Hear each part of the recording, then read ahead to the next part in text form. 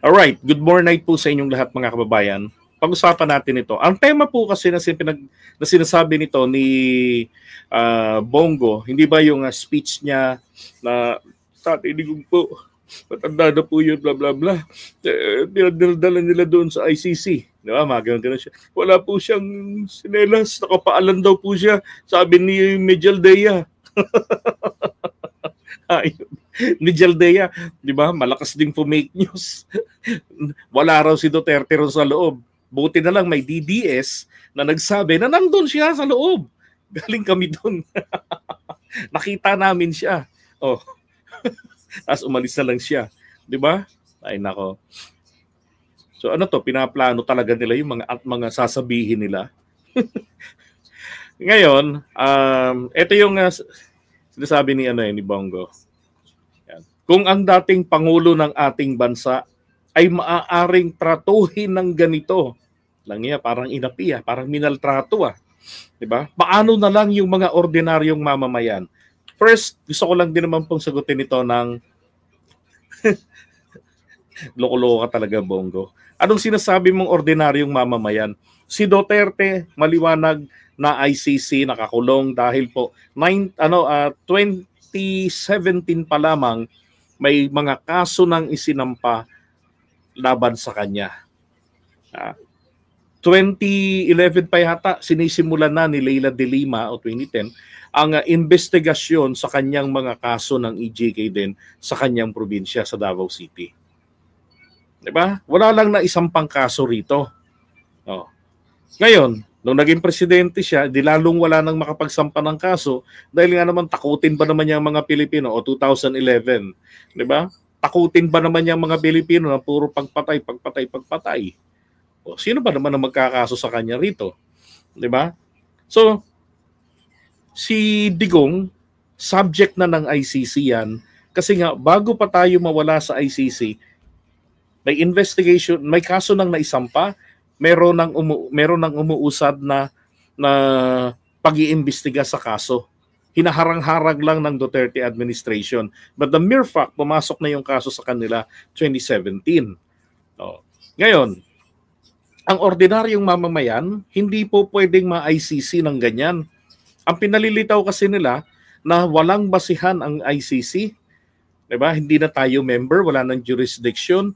Pero hindi po pinaliliwanag nito ni Bongo, which I don't know kung naintindihan niya talaga ang nakasulat doon sa Rome Statute, sa Article 127, na kahit na umalis na yung isang member state, hindi nito pinalalaya ang bansang ito sa kanyang obligasyon na makipag-cooperate sa kanila, at yung nire-reserve ng ICC ang kanilang karapatang mag-imbestiga sa mga kaso na saklaw pa nila hanggang sa kaso na umiral nung panahon na naging miyembro hanggang sa kumalas na ito officially. Oh. So may jurisdiction sila sapagkat yun ay bahagi ng kasunduan na pinirmahan ni ERAP noong 2000 tapos ni-ratify ni na PBBM noong 2011. Diba? Lang yan, Bongo. Kung yun lang di mo naiintindihan, no wonder. Ay, nako. Sabi niya, yung mga ordinaryong mga mamamayan do, paano? Sus Mariosep. Ito nga sabi ng isang netizen dito, ordinaryong mamamayan na sinasabi mo, hindi isasakay sa private plane sa panahon ng tatay mo. Ano mangyayari raw? Pinipeng-peng na binabaril na lang. O, sa katatakpan ng dyaryo at iiwan sa kalye. Kahit sa mga animal, hindi kayang gawin ng mabuting tao. Yeah, mayor pa lang si Duterte noon yung mga EJK niya. Pinagmamalaki niya lahat Diba? O, eto nga, sabi nung kanyang alaga, sabi niya sa halos 24 na taon, diba? I killed for Duterte 24 years. 24 years. And when we started, we were proud that we were neutralizing criminals, drug pushers, thieves, making Davao safe. Then it changed, but we kept following Superman's order. Si Superman, si Diggs. Diba? At kung sasabihin nila na walang credibility ang mga taong ito, palagay ko ho, nagkakamali sila. Yan akusasyon na lamang nila para tibagin ang mga integrity ng mga to. Kasi buhay nila, pamilya nila, ang itinaya nila sa mahabang panahon. Kung wala lang nagbalasakit na itago ito, yung pare, nako, tumba na tong mga to. Diba? Siya yung latest na umalis at nauna kay Duterte roon sa dahig. Doon pa lang sa pagkakaalis nito, dapat nag-isip na si Duterte. Dahil hindi makakaalis ito nang walang tulong ng gobyerno. Ilang maliwanag diyan. Meron at meron. Dapat doon pa lang nag-isip na siya, nagpakabait na at nag-ingat na. Ito pa. And then para doon sa gusto niyang palitawin na minaltrato si Duterte, hindi. He deserved. This is what he wished for. Diba? Ang yabang niya eh. Nagkaroon lang ng katuparan yung kanyang mga pinagsasabi, yung kanyang mga request. Sabi nga be careful with what you wished for. Ito yung sabi ni Bongo rito. Hindi rin ninyo isinaalang-alang na matanda na po si Tatay Digong. Ang matatanda po, fragile, at totoo lang, harmless na po si Tatay Digong. Wow! Harmless! Talaga lang ha. For humanitarian consideration. Yun ang sinasabi ko sa inyo. Ito yung ibabala nila. Humanitarian consideration. Sana inisip yan ng Duterte administration, ni Digong. Diba? Nung panahon niya. Okay yung yung itinumba yung mga involved sa mga maling gawain, katulad ng illegal drugs, di ba? Okay yun eh. Ang problema nga ito eh. Nung marami nang nadadamay na inosente talaga, mga bata, mga senior, mga tumigil na talaga, di ba? Bakit wala siyang ginawang anuman para mapigilan na maulit yung mga nadadamay na inosente? Yung mga tao na sumunod sa kanyang panawagan doon sa katok ng pagbabago, doon sa tokhang. Baliwala sa kanya. Ang tawag lang ng gobyerno noon ay minalas kayo. You were at the wrong time and at the wrong place. Collateral damage ang tawag. Di ba? Kasi wala naman daw pong giyera nang walang namamatay, walang nadadamay. Yung mga tarantado pala talaga tong mga to eh. Hindi naman totoong giyera yan eh. Di ba? Yan eh, walang nagbabarilan dyan. Peke yung mga nanlaban na sinasabi nila. Paano nangyayaring manlalaban doon sa dami ng mga pulis? Ngayon, sabi rito for humanitarian consideration, kahit sinong lola at lolo natin, ginagalang at inaalagaan natin. Ang tanong, kagalang-galang pa ba si Duterte sa ginawa niya? Alam nyo, kahit po honorable pa yan, kahit kagalang-galang pa yan, again, may kaso yan, kinakailangan. Di ba? Maharap niya yun. Yun ang isang katotohanan. Katarantaduhan na hindi sinasabi ni Bongo yan. Ginagawa lang to ni Bongo yung soft-spoken, paiyak-iyak, paluha-luha niya para magtanim ng galit sa mga nauuto nila. Sabi niya, yun naman po ang ating kultura dito sa ating bansa. Ngayon sa ibang bansa, mag-isa siya. Napaka-stricto pa doon. Sinong mag-aalaga kay Tatay Digong doon? Paano na lang kung may mangyari sa kanya doon? Gago talaga no? Ano ba yun? Bobo mga tao ron, hindi siya asikasuhin si Duterte. Iniingatan nga nila si Digong Bakit?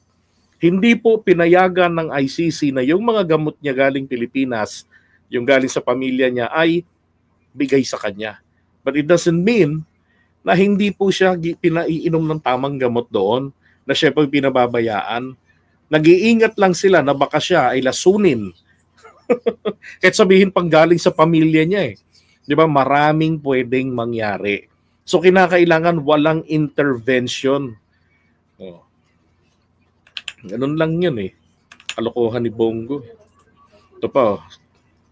Sabi tuloy sa kanya rito ng ICC. The ICC court, doctor, was of the opinion that you were fully mentally aware and fit. Sinabi rin naman ni Sara eh, 'di ba? Okay naman siya doon. Oh, at saka nakakasanayan na rin niya, hinaharot nga niya yung mga tao doon, which is natural na sa kanya 'yan. So, Bongo bilang isang re-electionist, 'di ba? Una nagsisinungaling 'tong taon 'to eh. Bakit? Naalala ko dati sinabi niya eh. Panahon pa nila nasa pwesto pa si Duterte. Sabi niya, taga-probinsya po, hanapin ko nga yung video na yun bukas. Taga-probinsya po, yung probinsya, taga-probinsya po kami. Nandito lang po si Tatay Digong kasi po nagsilbi lang po siya sa taong bayan. Pero pagkatapos ng kanyang termino, uwi na po kami sa Davao. Bakit ka kumakandidato uli? 'Di ba? Ang palusot yan po ang sigaw ng taong bayan. Taong bayan na uto-uto sa Malasakit Center. 'Di ba? Na hindi nalinawan ano ba talaga ang Malasakit Center. 'Di ba? Diyos ko, hindi nila alam, dati na silang nagpapa-ospital, hindi lang nila ma-avail yung PhilHealth dahil pangit pa ang mga coverage ng PhilHealth noon. Kumbaga, improving pa lamang. Ito naman, nasamantala naman yang ilagay sa isang silid ang mga ahensya katulad ng PhilHealth, ang DSWD, at saka etong yung kila Mel Robles, PCSO. Yan yung mga hinihingian ng mga kababayan natin ng tulong, 'di ba? Pagdating sa financial, diyan sa mga usaping medical nila. Pero ngayon naman, okay naman ngayon yung PhilHealth. Tumataas yung kanilang mga coverage. Bakit? Nagkakaroon sila ng pera eh. Meron silang pambayad. Diba? Panahon ni Duterte, sobrang bulok ng PhilHealth. Yun ang totoo doon. Nalala ko yung Morales, yung president nung dati, na napilitan na si Duterte pag-resignin. Meron pa dyan na nakatira sa hotel. Ewan ko kung sino nga presidente ng PhilHealth yun. Nakatira sa hotel. My God! Sino nagbabayad nun? Di ba yun ay pang-aabuso? Tapos reklamo ng mga ospital, hindi sila nababayaran. Minana ng Marcos administration yan.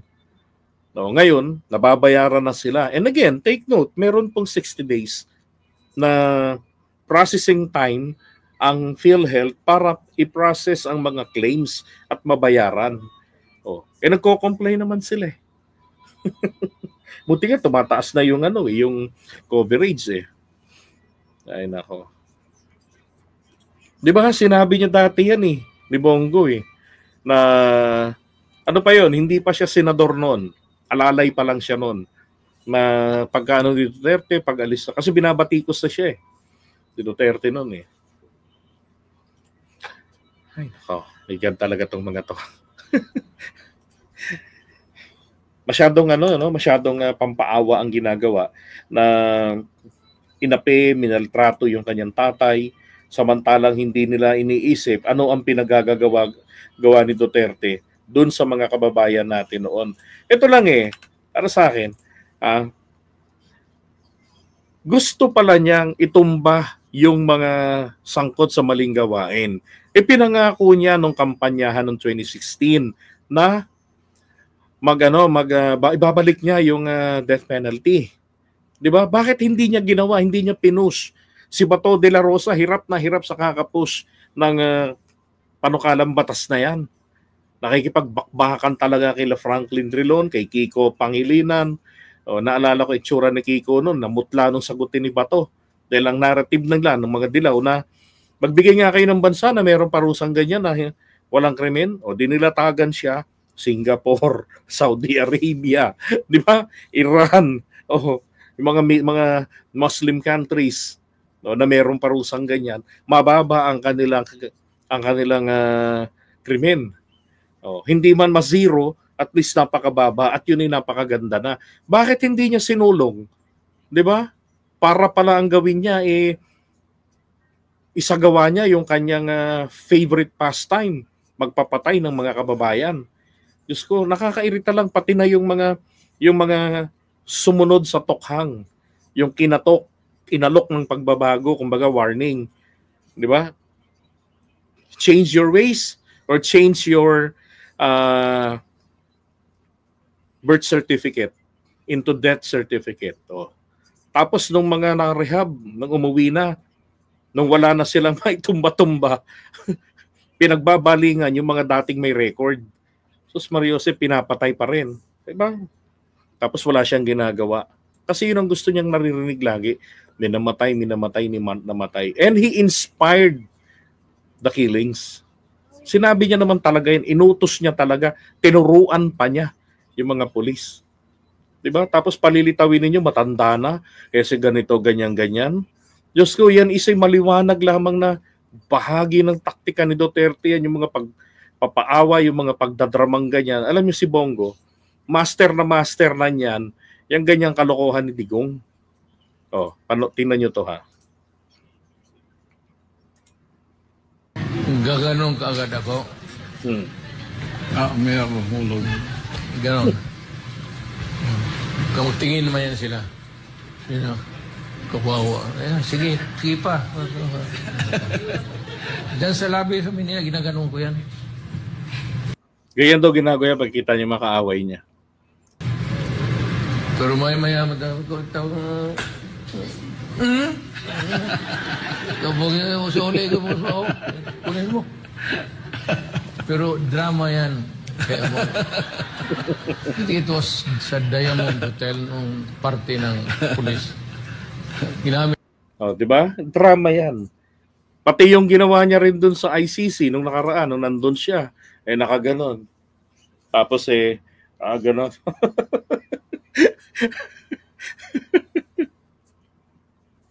Ay nako. Puro pagdadrama. Kaya ang taong bayan, hindi dapat nagpapadala dyan. Dapat stick tayo doon. Alam ko, binoto si PBBM dahil maraming nainis. Yung mga ayaw kay Duterte dahil doon sa kanyang policy, yung pagpatay na yan, binoto nila si PBBM, hindi para yumaman ang buhay nila. Hindi para yumaman, kung hindi po yung hustisya, bukod doon, yung rule of law. Oh, naalala ko na nagsisurvey kami noon. Bakit anti-Marcos kayo? Bakit binibigyan nyo ng pagkakataon si BBM ngayon na maging presidente? Ayaw namin kay Duterte, kay BBM. Kikita namin, may alam siya, tsaka gusto namin yung rule of law. Oh, hindi ko okay. Ayaw nyo kay Lenny? Abogada yun ako. Ayaw namin yung lutang yun. No, ngayon mas matindi pa palang lutang si Sara. Ay nako, my goodness. Iwan muna natin to, then move tayo sunod.